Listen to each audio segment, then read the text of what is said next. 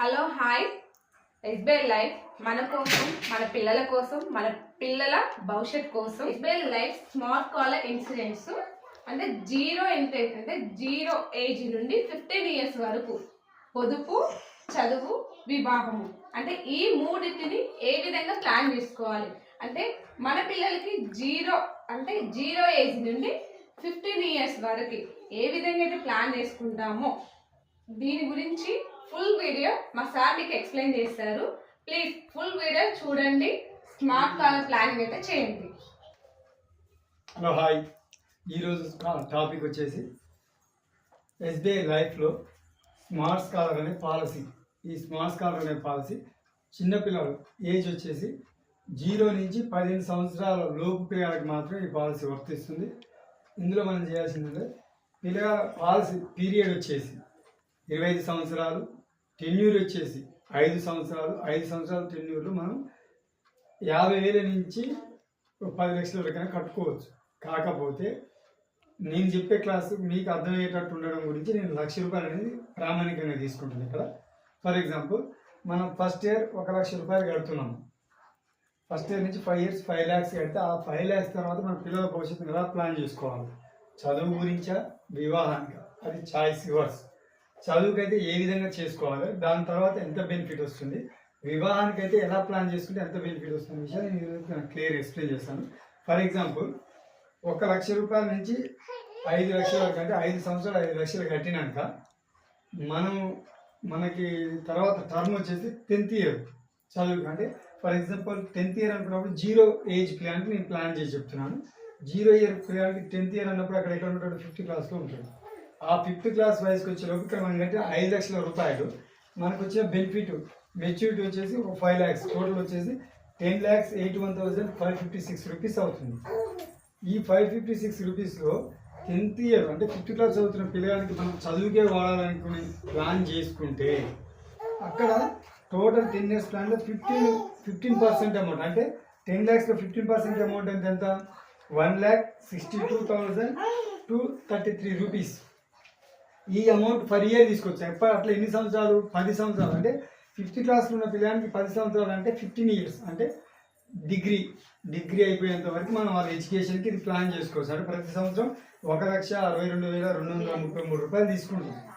అంటే మనం ₹1,00,000 పిల్లలకి ఎంత ఎడ్యుకేషన్ స్టాండర్డ్ ఇవ్వచ్చు అనేది మీరు ఆలోచించుకోవాలి. పేరెంట్స్గా మీరు CBSE సిలబస్ చదివించుకుంటారా, సెంట్రల్ సిలబస్ చదివించుకుంటారా అనేది మీ చాయిస్. సో మనకు ₹1,50,000 పిల్లల ఎడ్యుకేషన్ ప్లాన్ చేసుకుంటున్నప్పుడు ఇందులో నుంచి ₹1,62,000 పోతే అప్రాక్సిమేట్లీ ₹80,80,000 ఆ అమౌంట్ ఉంటుంది. దానికి ఆ ఇయర్ మళ్ళీ ఒక 12% 13% అనేది జనరేట్ అవుతుంది ఇంట్రెస్ట్. మళ్ళీ అక్కడికి వచ్చేసి మళ్ళీ ఒక 10 lakhs అవుతుంది. మళ్ళీ అందులో నుంచి ₹1,00,000 మళ్ళీ ₹1,50,000 మళ్ళీ మనం బయటికి తీసుకుంటాం. మళ్ళీ 8 lakhs నుంచి మళ్ళీ ఒక ఇట్లా సర్కిల్ అవుతుంటుంది రొటేషన్. అంటే ఈ 10 years పీరియడ్ మనం అమౌంట్ విత్డ్రా చేసుకున్నప్పటికీ మనకి 10 years నుంచి 10 years అంటే 10 times తీసుకోవచ్చు. మనం 10 సార్లు ఈ విధంగా అమౌంట్ 10 years విత్డ్రా చేసుకోవచ్చు. అలాంటప్పుడు ఇక 10 yearsలో స్టార్ట్ చేస్తే 20 years వరకు మనకి ఈ విధంగా తీసుకునే బెనిఫిట్ అనేది క్లోజ్ అయ్యింది. ఆ తర్వాత కూడా ఇంకెన్ని సంవత్సరాలు ఉంటుంది, 5 years ఉంటుంది. అప్పటికి మనకు ఒక 10 lakhs అనేది బల్క్ అమౌంట్ ఉంటుంది. ఈ బల్క్ అమౌంట్కి మళ్ళీ ఒక 5 years interest, compound interest, simple interest 2 విధాలుగా అది జనరేట్ అవుతూ టోటల్ వచ్చే కల్లా ఒక ₹15 లక్షల నుంచి ₹20 లక్షల వరకు మనం ₹20 లక్షల వరకు మనం తీసుకున్నాం. అంటే ఎడ్యుకేషన్ ప్లాన్ చేస్తున్నాం. ఆఫ్టర్ ఎడ్యుకేషన్ తర్వాత మనకు 20 lakhs అనేది సమ్ ఆఫ్ అమౌంట్ మనం తీసుకుంటున్నాం. ఓకేనా? ఇదే పాలసీ మనం కంప్లీట్ పీరియడ్ 25 years అనుకున్నాం కదా. 25 yearsకి ప్లాన్ చేసుకుంటే అంటే ఆల్మోస్ట్ వాళ్ళ ఎడ్యుకేషన్ అంతా అయిపోద్ది. ఇక ఆల్మోస్ట్ పెళ్లి స్టేజ్కి వస్తారు వాళ్ళు. పెళ్లి స్టేజ్కి వచ్చినప్పుడు మనకి యాక్చువల్లీ 5 lakhs కట్టినాము. 5 lakhs నుంచి 25 years అంటే 20 years రేట్ ఆఫ్ ఇంట్రెస్ట్ మనకు జనరేట్ అయింది. 20 years rate of interest generate అయినప్పుడు యావరేజ్ ఇప్పుడున్న పరిస్థితిలో మార్కెట్ రేటు 12, 15 వరకు స్టేబుల్గానే ఉంది. ఇబ్బంది ఎక్కడ లేదు. కరోనా లాంటి క్రైసిస్ వచ్చినప్పుడు ఏదన్నా ఇబ్బంది జరిగినట్టు కరోనా టైంలో కూడా ఈ పాలసీకి వచ్చేసి 13% రేట్ ఆఫ్ ఇంట్రెస్ట్ అక్కడ కూడా ఫాల్ డౌన్ కాదు. సో ఆ లెక్కను చూసుకుని మనం యావరేజ్ 10 తీసుకున్నాం. అంతకంటే ఘోరమైన పరిస్థితులు వస్తే రేట్ ఆఫ్ ఇంట్రెస్ట్ 10% మీద తీసుకున్నా 25 years తర్వాత తక్కువ 45 లక్షల 17,927 వరకు తీసుకోవచ్చు. 10% వడ్డీ రేటు కట్టుకున్నందుకు 20 సంవత్సరాల పీరియడ్ మనం 45 లక్షల రూపాయల వరకు సమ్ ఆఫ్ అమౌంట్ తీసుకుంటాం.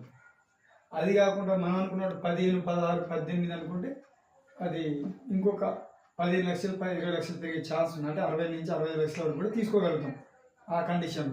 కానీ మనం ఇప్పుడు ఈ 5 లక్షలు కట్టినప్పుడు ఇది ఎక్కడ ఇన్వెస్ట్మెంట్ చేస్తారు, దానికి ఏ విధంగా జనరేట్ అవుతుంది ఇన్కమ్ అంటే ఫర్ ఎగ్జాంపుల్ చెప్తాను నేను. వీళ్ళు పెట్టే అమౌంట్ మిడ్ క్యాప్ ఫండ్ కానీ ఈక్విటీ ఫండ్లో కానీ ఇన్వెస్ట్మెంట్ చేస్తారు మన పాలసీని. అప్పుడు ఫర్ ఎగ్జాంపుల్ మిడ్ క్యాప్ వచ్చి ప్రస్తుతానికి 22% లాస్ట్ మంత్ వరకు ఉంది. ఇప్పుడు కొద్దిగా త్రూఅవుట్ వరల్డ్ వైజ్ కూడా ఎకనామికల్ క్రైసిస్ కొద్దిగా నడుస్తున్నాయి కాబట్టి అరౌండ్ 18%, 20% మధ్యలో ఉంది మిడ్ క్యాప్ ఫండ్. లేదు ఈక్విటీలలో పెట్టారు, ఇది సేఫ్, ఇక 100% సేఫ్ అన్నారు. ఈక్విటీలలో పెడితే 15% వరకు నడుస్తుంది. సో ఈ రెండిట్లో వాళ్ళు మ్యాక్సిమం సేఫ్ సైడ్ ఇన్వెస్ట్మెంట్ చేస్తారు కాబట్టి ఈ రెండిట్లో ఎక్కడ పెట్టినా కానీ మనకి మ్యాక్సిమం 15% అనేది తగ్గకుండా మనం బెనిఫిట్ పొందవచ్చు అనేది వాళ్ళు ఇస్తున్న ఎక్స్పీరియన్స్ ఇప్పటివరకు. ఇలా ప్లాన్ చేసుకున్నాక అసలు ఎవరైతే పాలసీదారులు ఉన్నారో కట్టే వ్యక్తికి ఏదైనా జరిగినప్పుడు కండిషన్స్ ఏముంటాయి. ఫర్ ఎగ్జాంపుల్ సహజ మరణం చెందిన అనుకోండి, లైఫ్ కవరేజ్ 10 lakhs వస్తుంది. ఈ పాలసీలో ఉంటూ మనకి 10 లక్షల రూపాయలు వస్తుంది. లేదు మన యాక్సిడెంటల్ డెత్ అయింది అనుకోండి, ప్రమాదవశాత్తు మరణించినప్పుడు 20 లక్షల వరకు కవరేజ్ ఉంది. ఈ పాలసీ ఎలాంటి డిస్టర్బెన్స్ లేకుండా ఈ పాలసీ మొత్తం కట్టినాం. ఈ 25 years వరకు కూడా మనము అండర్ ఇన్కమ్ ట్యాక్స్ 80C కింద మనం ట్యాక్స్ ఎగ్జామ్షన్ కింద చూపించుకోవచ్చు. ఇన్కమ్ ట్యాక్స్లో మనం ఫైల్ చేసుకోవచ్చు సేవింగ్స్లో. ఇవి మనకున్న బెనిఫిట్. ఒకవేళ ఈ పాలసీ ఎవరు ఒక లేబర్ అనుకోండి, ఒక ఉద్యోగస్తులు కాకుండా డెత్ కేసులు వర్స్ట్ కేసులో అనాలిసిస్ చేద్దాం. అనాలిసిస్ చేసేదంటే ఒక లేబర్ కడుతున్నాడు, డైలీ కూలి పోయే వ్యక్తి కడుతున్నాడు. ఆయన ఎంత కడుతున్నాడు, 1 లక్ష రూపాయలు లెక్క కట్టుకుంటూ వస్తున్నాడు. 5 years 5 lakhs కడదాం థాట్లో ఉన్నాడు అనుకోండి. ఫస్ట్ ఇయర్ 1 లక్ష రూపాయలు కట్టిండు. 1 లక్ష రూపాయలు కట్టినాక ఇక్కడ కట్టిన తర్వాత ఆ వ్యక్తి మరణించాడు అనుకోండి, అప్పుడు పరిస్థితి ఏంటిది, పాలసీ ఉంటుందా పోతుందా, అసలు ఏమవుతుంది మరేంది. మనం పిల్లల భవిష్యత్తు అనుకున్నామే, మనిషి చనిపోయింది, ఇప్పుడు ఈ పాలసీ ఎవరు కట్టాలి, ఆ డైలీ వేజ్ కూలి భార్య కడుతుందా. ఇవాళ కూలి ఎట్లుందంటే మగవారికి ఒక 800 రూపాయలు ఉంది, ఆడవాళ్ళకి 200 నుంచి 600 రూపాయల మధ్య నడుస్తుంది. వర్క్ని బట్టి డిపెండ్స్ ఆఫ్ వర్క్. అలాంటప్పుడు మనం కట్టగలుగుతా, కట్టలేకపోతే ఈ పాలసీ వేస్ట్ అయినట్టే అన్న థాట్స్ మనకు రావచ్చు. ఇక్కడ మెయిన్ ఈ పాలసీలో ఏ పాలసీలో లేని బెనిఫిట్ ఇక్కడ ఏముంది అంటే ఇదే. ఏంటిదంటే 1 లక్ష రూపాయలు కట్టినాక ఎవరైతే పాలసీదారు చనిపోతారో ఈ పాలసీ కంటిన్యూ అవుతుంది. ఇక్కడ ఇంకో 4 లక్షలు కట్టాలి కదా, ఈ 4 లక్షల రూపాయలు SBI లైఫ్ వాళ్ళే కట్టుకుంటారు. వాళ్ళు కట్టుకొని మనం బతికినప్పుడు మనం 5 లక్షలు కడితే ఏ విధమైన బెనిఫిట్, ఎడ్యుకేషన్కి, వివాహానికి, లైఫ్ టైం ఎలాంటి బెనిఫిట్స్ ఉన్నాయి ఈ పాలసీలో, ఆ పాలసీలో ఉన్న బెనిఫిట్స్ అనేవి కంటిన్యూ అవుతుంది. ఇక్కడ ఇంకో ముఖ్య విషయం ఏంటంటే ఫర్ ఎగ్జాంపుల్ సహజ మరణం జరగలేదు, యాక్సిడెంటల్ డెత్ జరగలేదు. మనిషి యాక్సిడెంట్ అయినాక టోటల్ అంటే బతికుండు కానీ చచ్చిన శవంతో సమానం, అంటే టోటల్ అతను మంచానికి పరిమితమైన కేసులలో, అలాంటి కేసులలో ఎందుకంటే ఆ వ్యక్తి మీద డిపెండ్ అయ్యి ఈ పాలసీ రన్ అవుతుంది. అలాంటిది డబ్బులు అయితే వ్యక్తి పూర్తిగా మంచానికి పరిమితమైనప్పుడు కూడా సేమ్ చనిపోయినప్పుడు ఏ విధంగా అయితే మార్పు ఇస్తారు, 3 అయితే 3, 4 అయితే 4, 2 అయితే 3, ఎన్ని లక్షలు పెండింగ్ ఉంటే అన్ని సంవత్సరాల పాలసీ వాళ్ళు కట్టుకొని మిగిలిన యాక్సిడెంట్ సేమ్ పాలసీ అనేది రన్ అవుతుంది.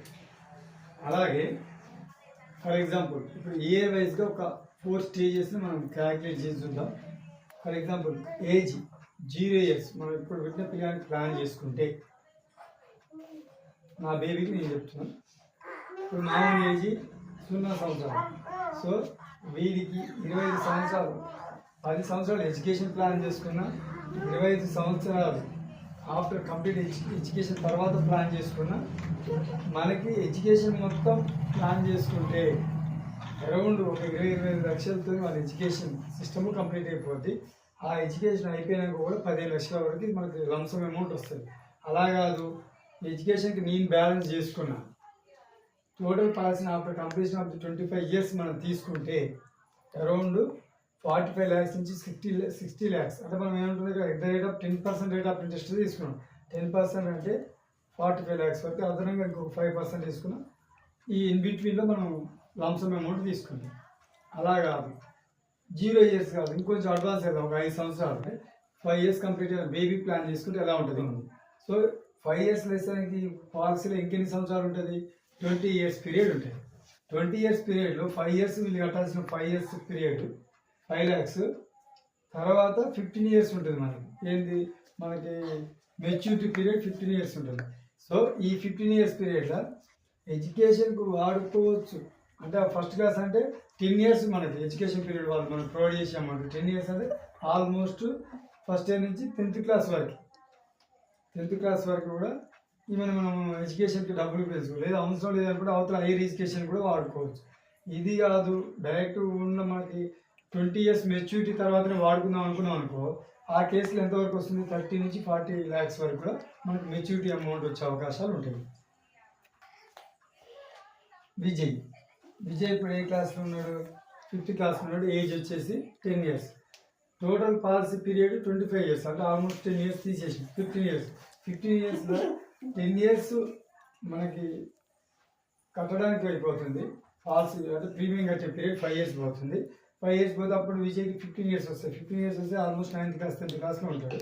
తర్వాత విజయ్కి ఉన్న మెచ్యూరిటీ పీరియడ్ ఎంత, 10 ఇయర్స్. 5 ఇయర్స్ ప్రీమియం కట్టే period, 10 years maturity period. 10 + 15 years అయింది. టోటల్ 15 ఇయర్స్లో ఈయన 10th క్లాస్లో ఉన్నప్పుడు అంటే 10 ఇయర్స్ అవతల చదవనికే ఉండదు. ఇంకో ఆల్మోస్ట్ ఇంటర్మీడియట్ 2 సంవత్సరాలు, డిగ్రీ 3 సంవత్సరాలు, బీటెక్ 6 సంవత్సరాలు, 7 సంవత్సరాలు, అంటే 7 ఇయర్స్ మాత్రమే ఎడ్యుకేషన్కి వాడుకునే పీరియడ్ ఉంది ఇందులో. సో 7 ఇయర్స్ ఎడ్యుకేషన్ ప్లాన్ చేసుకున్నాక మిగిలిన పీరియడ్లో మనకి ఎంతో సమ్ అమౌంట్ 7 lakhs 8 lakhs మనకి మెచ్యూరిటీ వస్తుంది. అలా కాకుండా ఎడ్యుకేషన్ డిస్టర్బ్ చేయకుండా ఓన్లీ టోటల్ మెచ్యూరిటీ పీరియడ్ అయిపోయాక తీసుకోవాలనుకుంటే 20 నుంచి 25 lakhs వరకు మనకి మెచ్యూరిటీ పీరియడ్ వస్తుంది.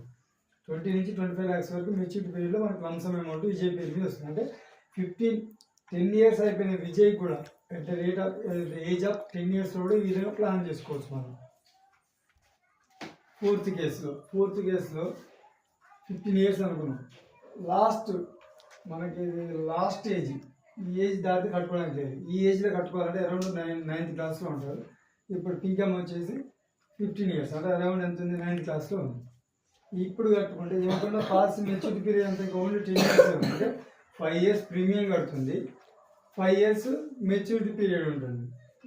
సో టోటల్ ఈ 10 ఇయర్స్ పీరియడ్ ఎడ్యుకేషన్కి వాడుకునే అవకాశం ఉండదు. వాడుకోవచ్చు, ఎడ్యుకేషన్ వాడుకుంటే ఇక్కడ ఆల్మోస్ట్ ఒక 5 lakhs వరకు మెచ్యూరిటీ పీరియడ్ తర్వాత అమౌంట్ తీసుకోవచ్చు. సార్ కొద్దిగా అమౌంట్ ఎక్కువ తీసుకున్నాం హైయర్ ఎడ్యుకేషన్కి, ఆ తర్వాత వాడుకున్నాం ఒక కేసులో కంప్లీట్గా మెచ్యూరిటీ 10 ఇయర్స్ పీరియడ్ తీసుకుంటే 10 ఇయర్స్ పీరియడ్లో 12 lakhs to 15 lakhs వరకు వస్తుంది. అంటే మనకు షార్ట్ పీరియడ్ 10 అంటే 5 years maturity period, 5 years premium period, ఈ టోటల్ 10 ఇయర్స్ ఏముకున్న తర్వాత కాలపరిమితి. ఆ 10 ఇయర్స్లో కూడా ఒక 12 lakhs నుంచి 15 lakhs వరకు మనం లంసమ్ అమౌంట్ తీసుకునే అవకాశాలు ఉన్నాయి. ఈ విధంగా మన స్మార్ట్ స్కాలర్లో మన పిల్లల భవిష్యత్తుని, వాళ్ళ ఎడ్యుకేషన్ని మనం ఇలా ప్లాన్ చేసుకోవచ్చు.